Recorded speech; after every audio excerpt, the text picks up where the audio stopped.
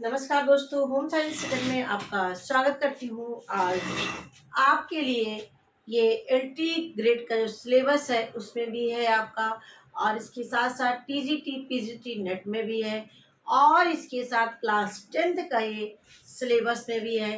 तो ये class 10th के सिलेबस के अनुसार यहाँ पर हम इसको चर्चा करेंगे और अपना नोट्स भी इसके अनुसार बना सकते हैं। तो देखिए, बहुत इजी वे में रसोई घर क्या होते हैं। ऐसा स्थान जहाँ पर भोजन को पकाया जाता है, एक ऐसा कमरा जहाँ पर भोजन से संबंधित सामग्री रखे जाते हैं और भोजन वहाँ पर पकाए जाते हैं। ऐसे ही स्थान को हम रसोई घर कहते हैं। यानी कुल मिला के भोजन जिस स्थान पे पकाया जाता है, जिस कमरे में पकाया जाता है, उसी को ही रसोई घर कहते हैं, और अंग्रेजी में उसे हम किचन कहते हैं। क्या कहते हैं? किचन कहते हैं। अब देखिए, जो रसोई घर होता है, ये ऑक्सफोर्ड डिक्शनरी के अनुसार क्या है कि घर का वह कमरा, क्या है? घर का वह कमरा या भाग जहाँ भोजन पकाया जाता है, उसे ही क्या कहते हैं? रसोई घर कहते हैं। किसके अनुसार है? ऑक्सफोर्ड डिक्शनरी के अनुसार है ये कि घर का वह कमरा जहाँ पर भोजन पकाया जाता है, ऐसे ही कोई हम रसोई घर कहते हैं। अब यहाँ पे एक शब्द आ जाता है, आदर्श रसोई घर किसे कहते हैं। ये बोर्ड में बच्चों से पूछा जाता है, एक आदर्श रसोई घर किसे कहते हैं। तो एक आदर्श घर रसोई घर ऐसा घर हो, ऐसा कमरा हो जहाँ पर जहाँ पे मतलब कि खिड़कियाँ, दरवाजे इस तरह से हो जिससे रोशनदान हो, जिससे समुचित रूप से हवा का आवागमन हो, यानी गर्म वायु बाहर जाए और ठंडी वायु अंदर आए। इस तरीके से स्वच्छ समुचित वातावरण हो, जिससे आसानी से, सही तरीके से और एक सही वातावरण में भोजन को पकाया जाए, उसे ही रसोई, आदर्श रसोई घर। कुल मिला के एक आपका स्वच्छ वातावरण हो और साफ सफाई हो, अच्छी तरीके से व्यवस्थित हो सब चीज़ें, वो हमारी किसमें आती हैं? वो आदर्श रसोई घर में आते हैं। तो बस इतना ही आपको लिखना है, 3-4 पॉइंट, इससे आपका एक क्वेश्चन तैयार हो जाएगा। अब आता है रसोई घर की स्थिति कैसे होनी चाहिए, यानी कहाँ पर आपका रसोई घर होना उचित होगा जिससे किसी भी चीज़ की समस्या ना हो। तो देखिए, ये रसोई घर की स्थिति कि जो भोजन कक्ष के पास जो है हमारा होना चाहिए, यानी आपका शयन कक्ष। शयन का मतलब जहाँ पर सोते हैं, उस शयन कक्ष से दूर होना चाहिए, और आपका जो भंडारगृह है या भोजन कक्ष जहाँ पर है, वहीं से ही सट करके क्या होना चाहिए? किचन होना चाहिए। याद रखना कि भोजन कक्ष के पास होना चाहिए, लेकिन शयन कक्ष से दूर होना चाहिए। किससे? शयन कक्ष से दूर होना चाहिए।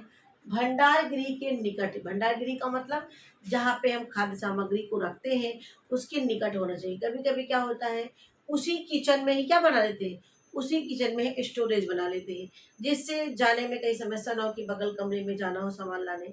तो ऐसा ना हो, उसी कमरे में ही, उसी किचन में ही बना लिया जाता है स्टोर रूम। इससे समुचित व्यवस्था भी रहती है और आसानी से चीज़ों को लाया जा सकता है। ठीक है। और इसकी जो दीवार होनी चाहिए, पक्की होनी चाहिए, सही तरीके से होनी चाहिए, कभी साफ सफाई से आसानी से किया जा सके वहाँ पर, और जिससे स्वच्छ तरीके से हमारा किचन रहे। ये हो गया स्थिति। और इसके साथ एक बात यहाँ पे और ध्यान रखना है कि जो हमारा किचन होना चाहिए, इस स्थान पे होना चाहिए कि बाहर से कोई गेस्ट आए या कोई भी व्यक्ति आए, तो आपका जो गेट है, यानी जिससे जहाँ से लोगों का आगमन होता है, वो दिखाई पड़े।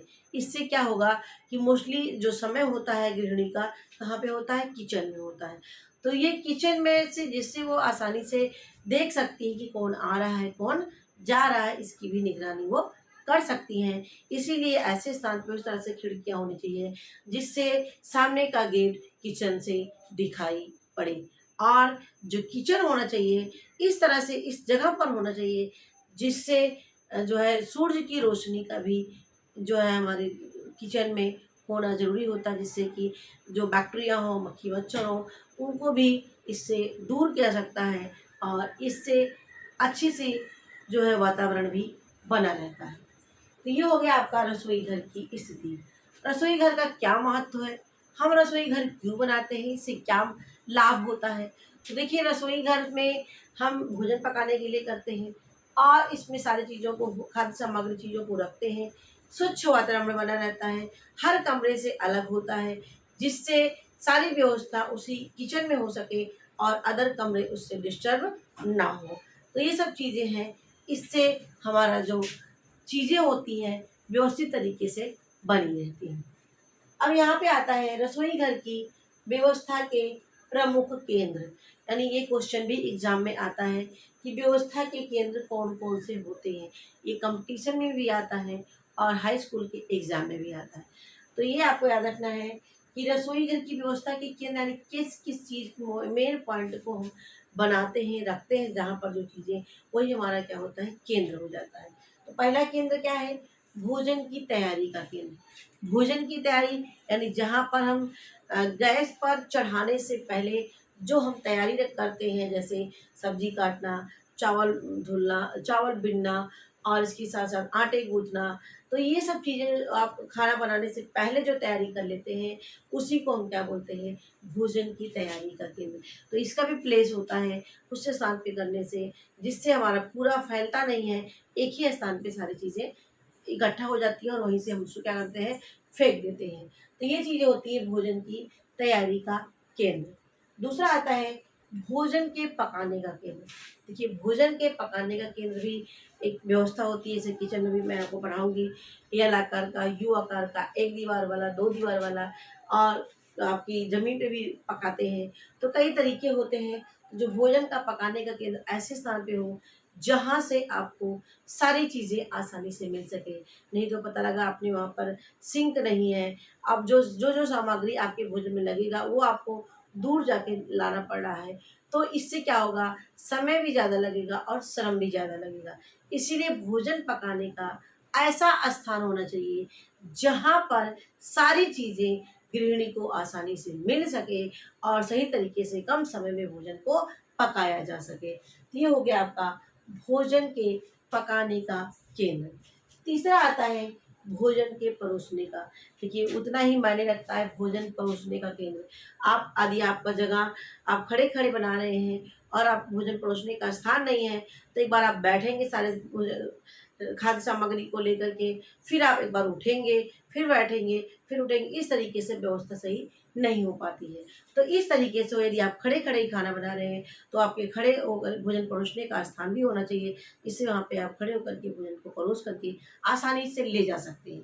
और जबकि बैठ की व्यवस्था, तो बैठने की व्यवस्था होनी चाहिए। ये ऊपर-नीचे का व्यवस्था नहीं होना चाहिए और ऐसी जगह परोसा जाए जहाँ पे साफ-सफाई सब तरीके से अच्छे से रख सकें और वहाँ से जो कटिंग किए हैं, सब चीज़ें किए हैं, वो सब वहाँ से हटा देना चाहिए। ये हो गया आपका भोजन के परोसने का केंद्र। जल केंद्र ये भी मायने रखता है भाई, हमारी जल की व्यवस्था होनी चाहिए। पानी पानी लाने के लिए आप थोड़ा दूर जा रहे हैं, तो ये तो सही नहीं कि आप जितनी बार आप पानी की ज़रूरत पड़ेगी उतनी बार आप बाहर जाएँगे पानी लेने, तो ये आपका समय श्रम ज़्यादा लगेगा। इसीलिए जल का केंद्र भी आपके किचन में ही होना चाहिए। सिंक भी आपका आपके गैस के दाहिने साइड में होना चाहिए, जिससे आप कुछ धुलना हुआ, पानी लेना हुआ, आप आसानी से ले सकते हैं और उसमें डाल सकते हैं या लगा सकते हैं। और जल का केंद्र ऐसे स्थान पे हो और इस तरह से व्यवस्था हो, जिससे पानी पूरे किचन में ना फैले और सही तरीके से आसानी से जा सके, ढाल बना रहे वहाँ पर, ये सब चीज़ें भी देखना चाहिए। और जो आप बर्तन धुलने जहाँ धुलते हैं वहीं पर आपका स्लैब इस तरह से बनी होनी चाहिए, जिससे जो बर्तन हो आप ऊपर आसानी से रख सकें। ठीक है, ये हो गया आपका जल केंद्र। बर्तन साफ करने यानी बर्तन आप सिंक में ही धुलते हैं और इस तरीके से सिंक बना होना चाहिए, जिससे सारा पानी सिंक में चला जाए, आपके किचन में वो फैले ना। ये हो गया बर्तन साफ करने का केंद्र। अब नेक्स्ट हमारा आता है भंडारण का केंद्र। ऐसा भंडारण का मतलब होता है जहाँ पर हम सारी खाद्य सामग्री को रखते हैं सही तरीके से। इससे क्या होगा? सही सामग्री को रखने से आसानी से गृहिणी को मिल जाता है, ढूँढना नहीं पड़ता है और सारी चीज़ें मैनेज होती हैं। ये अगर सारी चीज़ें मैनेज होती हैं किचन में भी, तो कम समय में ज़्यादा से ज़्यादा कार्य किया जा सकता है। अगर आप ढूँढ के खाना बना रहे हैं, तो बहुत ही ज़्यादा समय लगेगा। तो हमें गृहिणी है, तो गृहिणी को अपने किचन को अच्छा बनाए रखने की ड्यूटी बनती है, कर्तव्य बनता है, जिससे हम सामान को अच्छे से रख सकें और आसानी से हमें मिल सके। ये हो गया आपका भंडारण का केंद्र। अब आते हैं रसोई घर के प्रकार। देखिए, रसोई घर के जो प्रकार है मुख्य रूप से आपके दो प्रकार के होते हैं। एक होता है भारतीय शैली और एक होता है पाश्चात्य शैली। क्या होती है? एक आपका भारतीय शैली यानी रसोई घर कितने प्रकार की होती है? रसोई घर दो प्रकार की होती है, भारतीय शैली और पाश्चात्य शैली। जो भारतीय शैली होती है वो ऐसी शैली होती है जिसमें पहले परंपरागत तरीके से भोजन पकाया जाता था, जमीन पे बैठ कर के पकाया जाता है और जमीन पे सारी व्यवस्था होती थी। तो भारतीय शैली में जो भोजन पकाने का जो स्थान था वो जो है कुछ लोगों को सही नहीं मानते हैं, इसलिए क्योंकि वहाँ पर बार बार स्त्री को उठना बैठना पड़ता है और इसके साथ साथ पेट पर इसका दबाव पड़ता है और कमर कमर दर्द करने लगता है, इसके साथ साथ गर्दन दर्द करने लगती है। इस वजह से इसको अच्छा नहीं माना जाता है। और यदि आपका परंपरागत तरीके से किचन है तो उसमें भी थोड़ी बहुत सावधानी रखनी चाहिए। क्या? कि आपके जो फर्श हो पक्की होनी चाहिए, पानी का ढलान समुचित मात्रा में सही तरीके से होना चाहिए। जो चीज़ें यानी बर्तन धुलने का केंद्र, भोजन बनाने का केंद्र, परोसने का केंद्र सब अच्छी तरीके से व्यवस्थित हो, तभी आपका ये भारतीय शैली सही मानी जाएगी। आप आसानी से काम कर सकेंगे। और जबकि जो हमारी पाश्चात्य शैली है, जिसको हम आधुनिक शैली कहते हैं, मॉडर्न शैली कहते हैं, ये जो पाश्चात्य शैली होती है ये कई प्रकार की होती है। पाश्चात्य शैली में सबसे मुख्य बात क्या होती है? इसमें जो भोजन होता है इसमें हम खड़े होकर के भोजन पकाते हैं। कैसे पकाते हैं? इसमें भोजन खड़े होकर के पकाते हैं और इससे सभी स्त्रियों को, सभी गृहिणियों को भोजन पकाने की सबसे अच्छी विधि लगती है। तो ये आपकी भारतीय शैली अब धीरे धीरे खत्म हो रहा है और हम लोग भी इंडिया में भी पाश्चात्य शैली को अपनाया जा रहा है। तो देखिए, यहाँ पर है आपका एक दीवार वाला रसोई घर, दो दीवार वाला रसोई। ये वेरी वेरी इंपॉर्टेंट क्वेश्चन है आपके एग्जाम के भी दृष्टि से और कंपटीशन भी एग्जाम के लिए, क्लास 10th 9th और 12th के लिए भी ये जरूरी होता है। ठीक है, तो एक दीवार वाला रसोई घर क्या होता है? इसमें एक दीवार बनी होती है, जैसे मैंने यहाँ पे आपको चित्र के माध्यम से बताने की कोशिश की हूँ। एक दीवार वाले में क्या होता है? इसमें सिंक होता है, गैस तैयारी का केंद्र, फ्रिज। और जो गैस सिंक होता है ये एक तरफ होता है और जो फ्रिज होता है विपरीत साइड में होता है।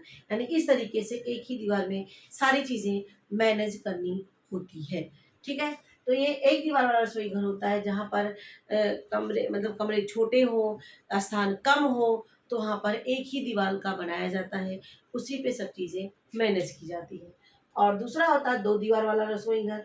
देखिए, यहाँ पर जो दो दीवार होता है वो इस तरह से बना होता है, यानी एक साइड इधर और एक साइड इधर होता है। ये मैंने यहाँ पे एल शेप बना दिया, तो मैं एल शेप में आपको डिफाइन करूँगी।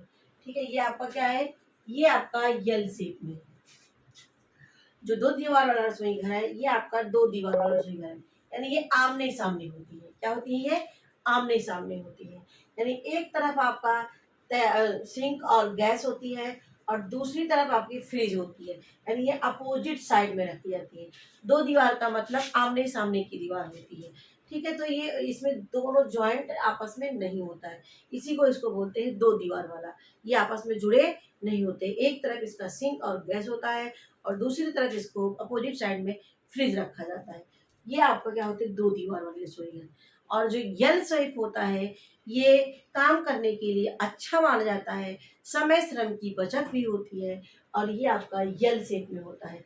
इस तैयारी का केंद्र यहाँ पे गैस रखते हैं, सिंक दाहिने साइड में होता है, फिर इसके बाएं साइड में यानी अपोजिट साइड में आपकी फ्रिज रखी जाती है। इस तरीके से इसको व्यवस्थित रखते हैं। तो ये एल शेप होता है, इसमें दीवार अलग अलग नहीं होती हैं, इसमें दीवारें आपस में क्या होती है? देखिए, जुड़ी हुई है। ये आपस में क्या होती है? यहाँ पर जुड़ी होती है, तो इसे बोलते हैं यल शेप का दीवार, यल शेप की रसोई है। चौथा आता है आपका यू शेप का। अगर आपसे पूछा जाए सबसे अच्छा रसोई घर कौन सा माना जाता है, तो यू शेप में माना जाता है। क्यों माना जाता है यू शेप में? इसलिए माना जाता है क्योंकि इसमें सारी चीज़ की व्यवस्था उसी दीवार से ही सेट हो जाती है, यानी परोसने, तैयारी का केंद्र, सिंक, भोजन बनाने का केंद्र, फ्रीज, सब चीज़ की व्यवस्था यू शेप में आसानी से हो जाता है और सबसे ज़्यादा अधिक प्रचलित में देखा जाता है तो ये आपका यू शेप का जो दीवार मतलब कि रसोई घर होती है ये ज़्यादा प्रचलन में है, ज़्यादा इसका उपयोग किया जाता है। तो क्या है ये यू आकार की रसोई घर कौन सी होती है, यू आकार की रसोई घर होती है। सबसे अच्छा माना जाता है ये 3 दीवार वाला होता है और सबसे ज़्यादा प्रचलित होता है। तो ये आपका इम्पोर्टेंट क्वेश्चन यहाँ से आपके बनते हैं, यहाँ से आपके बनते हैं और ये आपके तैयारी के केंद्र से बनते हैं। तो ये चीज़ें आपकी हो गई। अब रसोई घर में प्रयुक्त होने वाले चूल्हे यानी कौन से चूल्हे प्रयोग किए जाते हैं। तो इसमें देखिए आपका लकड़ी का चूल्हा है, हैदराबादी चूल्हा है, कोयले की अंगीठी है, गैस चूल्हा है, मिट्टी के तेल वाला चूल्हा है यानी स्टोव है। तो इसमें जैसे जो आपका एलटी ग्रेड में जो क्वेश्चन आया था ये आपका हैदराबादी चूल्हे से आया था। चूल्हे कितने प्रकार के होते हैं ये आपके बोर्ड के एग्जाम में पूछे जा सकते हैं। ठीक है, तो देखिए यहाँ पे लकड़ी के चूल्हा आप सभी को जानते हैं इस तरह से आकार में बने होते हैं और इसमें भोजन यहाँ से लकड़ी को डाला जाता है, लगाया जाता है और इसमें भोजन को पकाते हैं। तो इसमें आपका ये लकड़ी के चूल्हे होते हैं, इसमें गर्मी भी अधिक लगती है, धुआं भी लगता है और ये खाना बनाने के लिए बहुत ज़्यादा उपयुक्त नहीं होता है। ठीक है, तो ये आपका लकड़ी का चूल्हा होता है। कोयले की अंगीठी यानी कोयले की अंगीठी बना होता है। उस कोयले की अंगीठी में क्या होता है, इसमें एक पत्थर का कोयला होता है, एक कच्चा कोयला होता है। जो पत्थर का कोयला होता है ये ज़्यादा देर तक टिकाऊ होता है, लेकिन जो आपका कच्चा कोयला होता है उसमें बनाने में अधिक अच्छा माना जाता है और ज़्यादा जल्दी भोजन पक जाता है।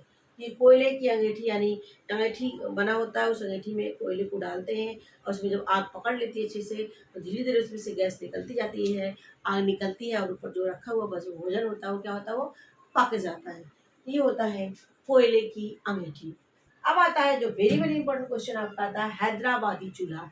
हैदराबादी चूल्हा ये क्या होता है, धुआं रहित चूल्हा होता है। पहली बार जानिए ये चूल्हा धुआं रहित चूल्हा होता है। किस आकार में होता है, यल आकार में होता है। कितने भोजन पका सकते हैं, एक साथ 2-3 भोजन को हम पका सकते हैं। क्या होता है इससे, हमें समय और श्रम की भी बचत होती है, लकड़ी की भी बचत होती है। तो याद रखना हैदराबादी चूल्हा सबसे अच्छा चूल्हा माना जाता है। ये धुआं रहित होता है। कैसे, देखिए इस आकार में ये एल आकार में बनाया जाता है। अब यहाँ से आग दे दी जाती है। अब देखिए इसमें दाल चावल सब्जी एक साथ आपका है और इसके साथ साथ यहाँ से धुआं निकालने के लिए चिमनी भी होती है। क्या होती है, धुआं निकालने के लिए चिमनी भी होती है। अब ये जो चिमनी होती है इस तरह से जाली लगी होती है जिससे इसमें से कोई मिट्टी, कोई गंदगी, कोई दूसरी चीज़ें अंदर ना आने पाए यानी खराब ना होने पाए चिमनी। इस तरीके से यहाँ पर जाली भी लगी होती है। तो देखिए यहाँ पर ये मैंने बताया आपको एक साथ भोजन बना सकते हैं, एक जगह पे लगाते हैं और ये आग पूरी में ट्रांसफ़र हो जाती है। ये होती है आपकी हैदराबादी चूल्हा। आता है मिट्टी के तेल वाला स्टोव वाला है। स्टोव जिसमें हम गैस भर के ऐसे करते हैं, इस तरीके से बनाया गया होता है और इसमें हम ऊपर जो है बर्नर जलता रहता है और नीचे से एक बत्ती वाला है तो एक बत्ती जलती रहती है। गैस चूल्हे की तरह भोजन को पकाते हैं और नहीं तो एक पंप वाला होता है यानी जैसे आप यहाँ पे पंप देते हैं, जितना आप पंप देंगे उतना तेज वो जलता है। एक पंप वाला भी चूल्हा होता है, स्टोव होता है और बत्ती वाला भी स्टोव होता है। अब इसका उपयोग बहुत रेयर होता है, बहुत कम उपयोग किया जाता है।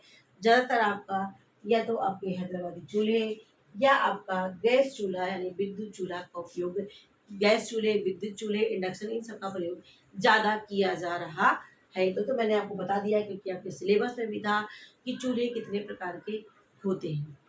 ठीक है, ये गैस चूल्हा आपका है तो सबसे ज़्यादा प्रेजेंट में सभी को पता है, हर घर में गैस चूल्हा है और गैस चूल्हे का ज़्यादातर उपयोग किया जा रहा है और ये कम समय लगता है, श्रम लगता है, धुआं नहीं होता है, दीवार नहीं खराब होती है, आसानी से पक जाता है, कहीं भी रख सकते हैं इसको। ये सब तो आप जानते ही हैं। ये आपका गैस चूल्हे के बारे में यदि आए तो आप आसानी से इसको ठीक कर सकते हैं, बना सकते हैं। विद्युत चूल्हा जो लाइट से चलता है, जैसे आपका हीटर है, हीटर जो होता है काफ़ी सावधानी उसमें बरतनी पड़ती है और उसमें झटके लगने की भी संभावना होती है। कोई चीज़ गिर गया उसको टच ना करें और उसमें लाइन भी मार सकते हैं, उसमें से प्लग को हटा दें, फिर उसमें छुएं या साफ करें, नहीं तो उससे करंट भी लगता है। ठीक है, इंडक्शन इंडक्शन एक नई टेक्निक आई है और ये इससे क्या होता है, जो हमारा भोजन होता है वो आसानी से पक भी जाता है, कहीं भी रख सकते हैं, कोई लाइट मारने की संभावना नहीं होती है, क्योंकि सारे तार सब कुछ अंदर में होते हैं, ऊपर दिखाई नहीं पड़ते हैं। और इंडक्शन पे जो बनाने वाले भोजन होते हैं उसके लिए बर्तन भी अलग रहते हैं। ठीक है, तो ये सब चीज़ें मैंने आपसे बताया कि जो है रसोई घर क्या होता है, रसोई घर का क्या महत्व है, कहाँ पर होना चाहिए रसोई घर, और इसके साथ साथ इसकी व्यवस्था के क्या क्या केंद्र होते हैं, रसोई घर कितने प्रकार के होते हैं, और गैस चूल्हे कितने प्रकार के होते हैं। तो आशा करती हूँ आपको हमारी वीडियो ज़रूर अच्छी लगी होगी। कमेंट में आप ज़रूर करिएगा, और इसके साथ साथ इसमें आपको मैं क्वेश्चन भी बताएंगे, इसमें क्या क्या क्वेश्चन आपके एग्जाम में आ सकता है। तो आइए देखते हैं।